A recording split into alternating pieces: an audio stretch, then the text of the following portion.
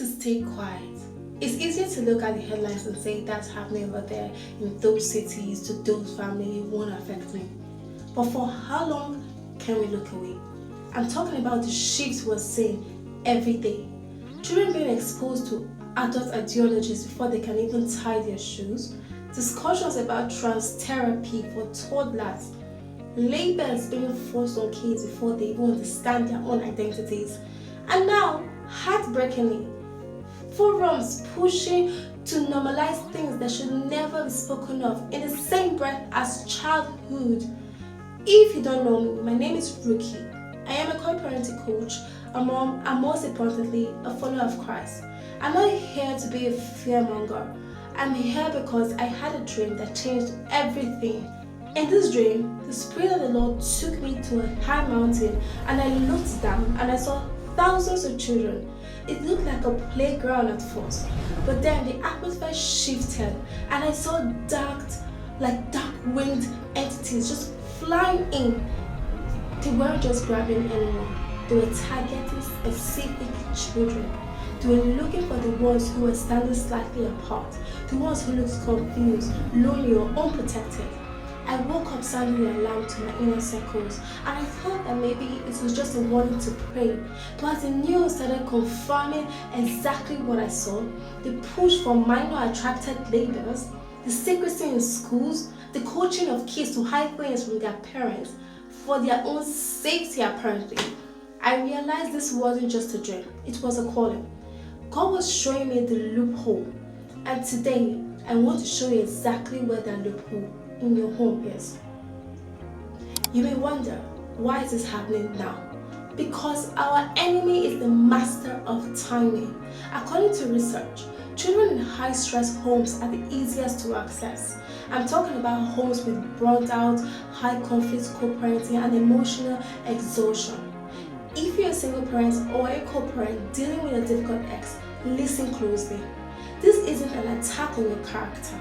I know you care, I know you it, but when your nervous system is constantly stuck in flight or fight mode because of legal battles or nasty texts from your ex or financial stress, your parental radar goes offline.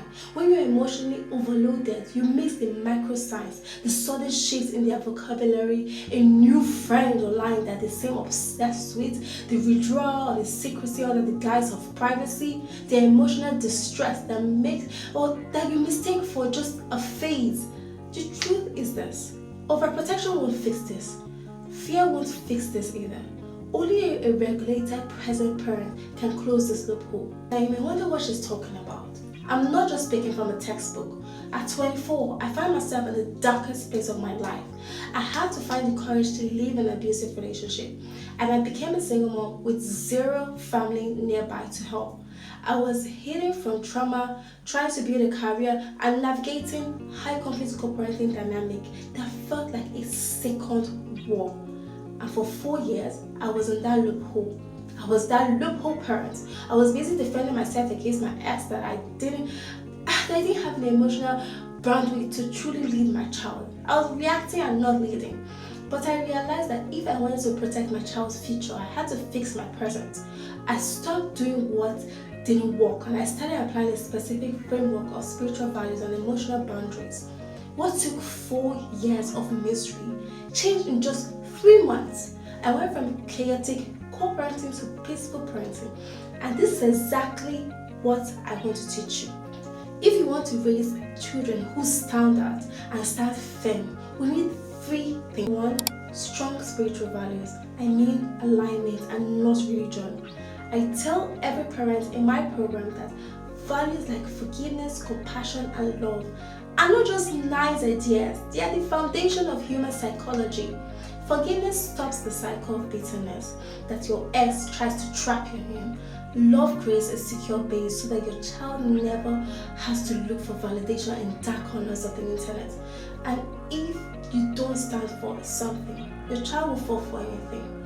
Number 2 is secure attachment. I mean being the loudest voice in your child's head. I know it's tempting to outsource help so you can focus on your career and other things, but if you are not emotionally present, someone else will fill that void. You don't need to be the helicopter parent, you need to be the secure harbor. Your child needs to know that no matter that ideology they hear at school, your voice is the one that makes sense. Number 3, a safe community. Now, stop talking to robots, stop talking to AI. Stop scrolling through anonymous forums. You are not meant to do this alone. When you parent in isolation, your perspective gets wrapped. It gets limited. You need a tribe of like-minded parents who are also committed to raising the entire generation. I mean kids who live in Babylon without becoming Babylonians. If you're constantly triggered, exhausted, or frustrated by your ex or by your child or by anything, you are parenting from reaction and not leadership. And that reaction is the loophole the enemy is waiting for. My program, The Effective Co-Parenting with a Difficult Ex, isn't just about getting along. It's about spiritual and emotional warfare. It's about helping you stay grounded so you can notice those tiny warning signs before they become disasters. I've helped parents go from total chaos to total peace in just 30 days.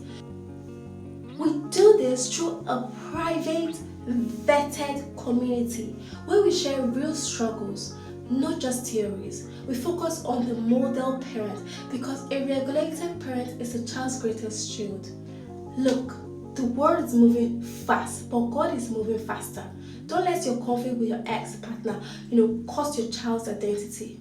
Click the link in the description right now to join the program. Spaces are limited because I personally ensure that every parent gets the support and the community they need to thrive. Don't wait for the next news cycle to scare you. Take the lead today, and I'll see you inside the community.